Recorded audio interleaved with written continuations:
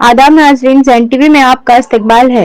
यादगीर शाहपुर जाने वाली हाईवे सड़क जो यादगीर के ओल्ड बस स्टैंड से लेकर वडगेरा क्रॉस तक सड़क का काम बहुत बेहतरीन हुआ है और साथ ही साथ इस सड़क को पहले से भी ज्यादा चौड़ी भी की गई है, लेकिन इस सड़क पर फाइनल टच होना बाकी है और साथ ही व्हाइट कलर का पेंट करवाना भी बाकी है। इसके अलावा सबसे अहम काम जो है लोगों की जानों के लिए खतरे का सबब बना हुआ है, तो वो है सड़क के दोनों जानिब रोड सेफ्टी गार्ड ना होना।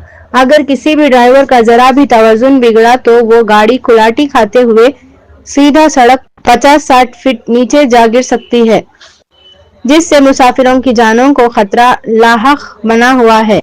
समाजी जहदकार उमेश मुदनार ने इस हाईवे का दौरा करते हुए मीडिया के जरिए जिला इंतजामिया और मुतल्लिका जिम्मेदारों से पुरजोर अपील की कि जल्द से जल्द इस हाईवे का मुआयना करते हुए ठोस इकदाम उठाएं।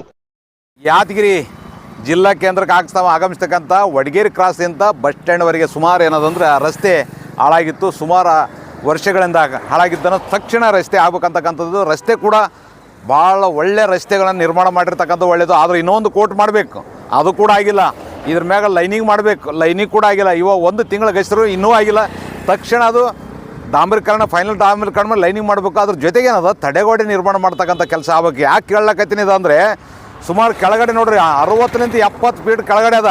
ಈಗ ದೊಡ್ಡ ದೊಡ್ಡ ವಾಹನಗಳನ್ನು ಇಲ್ಲಿ ಬಂದಾಗ ಅದು ಡಿಪೆಂಡ್ ಮಾಡಿದ ಲೈಟಿಗೆ ಏನದ, ರಾತ್ರಿಗೆ ಏನದ ಅನಾಹುತ ಆಯಿತು ಅಂದರೆ ಈಗ 2 ವೀಲರ್ಸ್ ಆಗಿರೋದು 4 ವೀಲರ್ಸ್ ಯಾರಾದರೂ ಅಪ್ಪಿ ಕೆಳಗೆ ಹೋದ್ರಿ ಅವರು ಶಿವನ ಪಾದ ಸೇರ್ತಕ್ಕಂಥದ್ದು 100% ಗ್ಯಾರಂಟಿ. ತಕ್ಷಣ ಎಚ್ಚೆತ್ತುಕೊಳ್ಬೇಕು ಜಿಲ್ಲಾಡಳಿತ, ಸಂಬಂಧಪಟ್ಟ ಅಧಿಕಾರಿಗಳು. ಇನ್ನೊಂದು ಕೋಟ್ ಮಾಡಿ ಇದು ತಡೆಗೋಡೆ ಪೂರ ಅಲ್ಲಿ ತಡೆಗೋಡೆ ಮಾಡಿದರೆ ಮುಂದೆ ಆಗ್ತಕ್ಕಂಥ ಅನಾಹುತ ತಪ್ಪಿಸಂಗೆ ಆಗ್ತದೆ. ಇಲ್ಲಾಂದರೆ ಏನಾದರೂ ಆದ ಅದಕ್ಕೆ ನೇರ ಹೊಣೆ ಜಿಲ್ಲಾಡಳಿತನೇ ಹೊರಬೇಕಾಗ್ತಕ್ಕಂಥದ್ದು ನಂದು ಆಗ್ರಹ.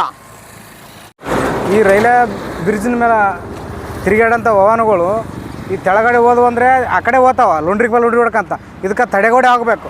ತಡೆಗೋಡೆ ಆದ್ರೆ ಮಾತ್ರ ಸೈಡಲ್ಲಿ ಬಂದು ನಿಂತ್ಕೊಂತಾವ. ಈಗ ಬರೀ ನೋಡಿದ್ರೆ ಭಯ ಆಗ್ಲಕತ್ತದ. ಬರೀ ಮನುಷ್ಯರು ನಿಂತರೆ ನಾವು ದಿನ ಕಂಟಿನ್ಯೂ ಹಿಂಗೆ ತಿರುಗಾಡ್ತೀವಿ ಇದೇ ರೋಡಲ್ಲಿ. ಆ ಸೈಡ್ 2 ಸೈಡು ತಡೆಗೋಡೆ ಆಗಬೇಕು.